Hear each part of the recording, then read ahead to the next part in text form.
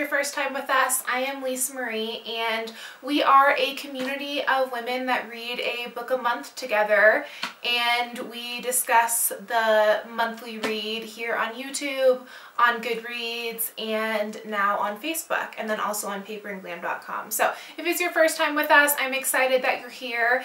If you haven't read the book and you are just wondering if Unbroken, which is our December read, is something that you want to pick up, this will be a great opportunity to assess that as well. I won't say anything that's going to diminish your experience of reading Unbroken or any of the other book club books that we talk about. So this can also just be an opportunity to find your next great read if you're not interested in reading along with us. So as I mentioned, today we are discussing Unbroken, which was December's read, and I know it's the second week of January, so thank you for your grace while I kind of got it together after December. I'm not sure if I crushed December or December crushed me, but I was in 5 different cities and I launched a shop and kind of had a horrendous work trip. So I had a very busy Christmas month, and I have already put in some PTO for next Christmas because I do not want to rush the holidays next year, and I'm looking forward to seeing my pink Christmas tree. So with that, let's jump into Unbroken. So Unbroken is a story about a POW, prisoner of war, during World War II named Louie Zamperini, and he was a prisoner in Japan.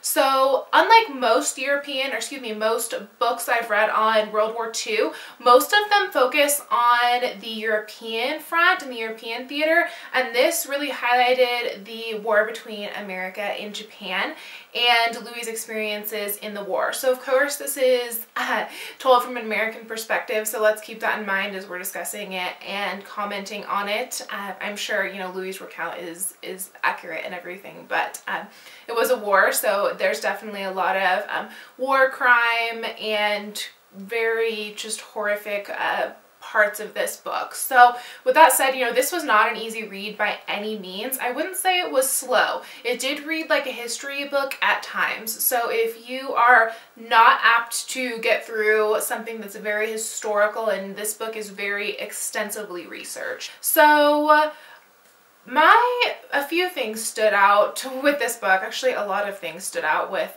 Louie's story. The first is that throughout his whole story, whether he was in a prisoner of war camp, whether he was, you know, in high school or as a kid, he always had someone rooting for him, and that was really just impactful for me because it just reminded me how important it is to have people rooting for us. So as Louie was growing up, you know, his brother Pete was rooting for him, and then when he got to USC, he had a great community around him, and when he was in the Air Force, or excuse me, not the Air Force, when he was a bombardier, he had another great community, his flight crew surrounding him, and then even when he was in a prisoner of war camp, the community of prisoners really helped bear each other's burdens, and it's just a really beautiful reminder that we can get through anything if we bear each other's burdens. And yeah, community is just everything. So that was one really big reminder. The second one was that our bodies believe whatever we tell them, and that's a really important piece of life that sometimes I can forget. So to give an example from the book, as when Louie's plane crashes, he is on a raft with 2 other men, and one of the men is very just convinced that he's going to die, and he continually is negative and doesn't, you know, envision a future for himself, and he died. None of them had any food, and what little food they were able to catch in the ocean or pull down from the sky, they all shared it. So they had the exact same amount of food. In fact, the man that died ate all of their emergency supplies the first day they crashed. So he probably had the best chance of survival theoretically, but he actually died. And there's just such a testament to the belief that we can, you know, if we believe something, we can do it. And if we tell our body that,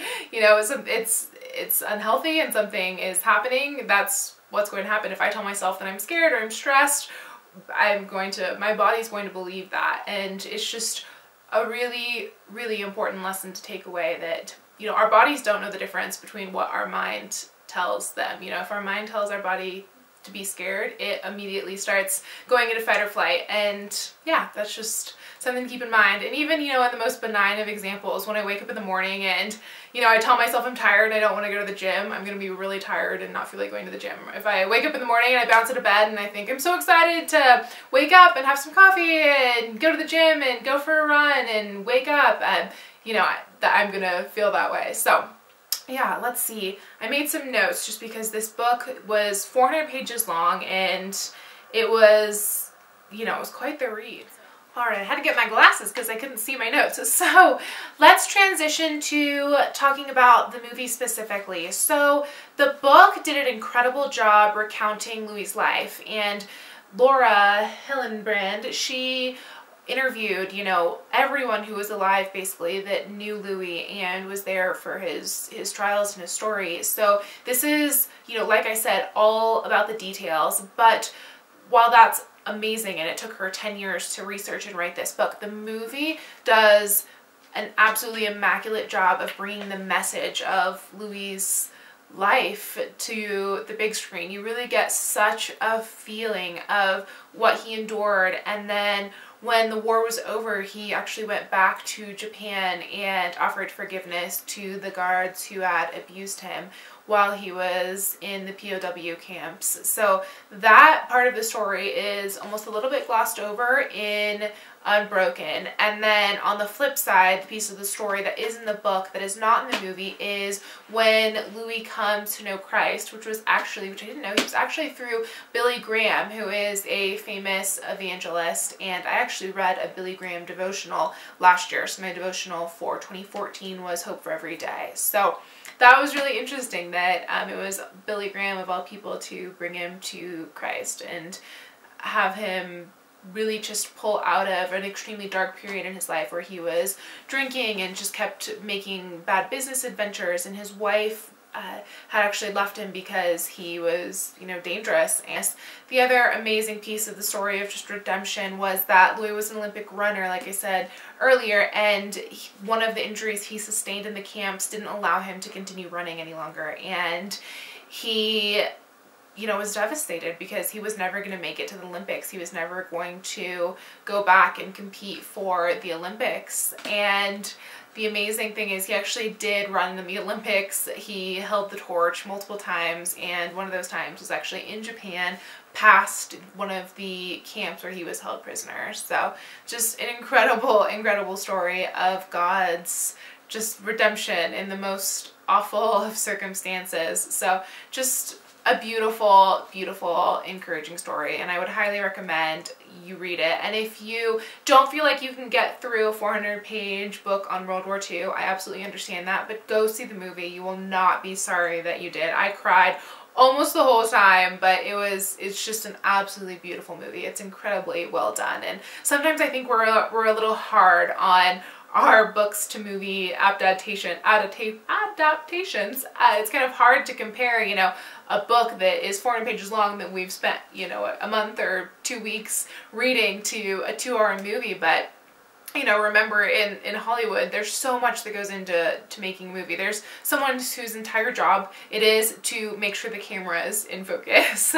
So it's just an incredible effort that goes into bringing a story like that alive. And it's actually interesting, in Vanity Fair in December, Angelina Jolie said she would constantly call Louie and ask him, you know, does the raft look right? Does this look like how you remember it? Did we get the story right? And so they really did just made a huge effort to remain as true to the story as possible. So Louie actually died this past July in his Hollywood home, and he did get a chance to see the movie right before he passed away. Angelina Jolie, who directed Unbroken, downloaded the movie really quickly and went to the hospital and was able to show it to him as he was living his last few days on Earth. He actually got to see the film production of his life. So, you know, he was 97, and wow, what a story, what a redemptive story to live. So that was December. I hope that you enjoyed December's book club pick. They definitely won't all be World War II biopics, and I can't imagine that we'll read another one anytime soon. But part of the fun of a book club is learning and picking up books that we wouldn't normally choose for ourselves. So January's read is Girl Boss, and this is a much lighter read than Unbroken, and I actually started Girl Boss last night and I read 100 pages just in the first night, and that wasn't like a strain by any means. It's just a really quick read. It's really fun, and she's funny, she's irreverent, and it's definitely more geared toward millennials, but I really think anyone can just have a good time reading it. So far there hasn't been anything that rocked my world or changed my perspective. More than anything, it's just been a fun read so far. So this is one that's been on a lot of lists and definitely has been on my list since it came out last summer. So I'm excited for January's read. Alright, so a couple housekeeping things before we wrap up. The first is, as I mentioned in the intro, there is now a Paper and Glam Facebook group after many requests. So this will not replace our GoodReads group. It's just kind of two very different platforms. You know, on Facebook we have the ability to upload pictures and, you know, reading schedules and pictures of our planners and get to know each other on a level a little bit deeper than GoodReads allows. And then on the flip side, GoodReads, it's geared toward book clubs, right? So it's got a bookshelf and very boldly announces the current read, and it's easier to track what we're reading and kind of the upcoming schedule, whereas I think Facebook, of course, is geared toward building communities and geared towards profiling some of the more popular posts, and it'll just be interesting to see how it goes. It's only been up for a couple days, so yeah, I encourage you to jump in. And if you are not a Facebook person, I'm actually not really either, but I am trying to reverse that this year. And if you're, you know, more comfortable with GoodReads or vice versa, if you're more comfortable with Facebook or YouTube or whatever platform you want to participate in, jump right into that. Don't feel like you have to do all three.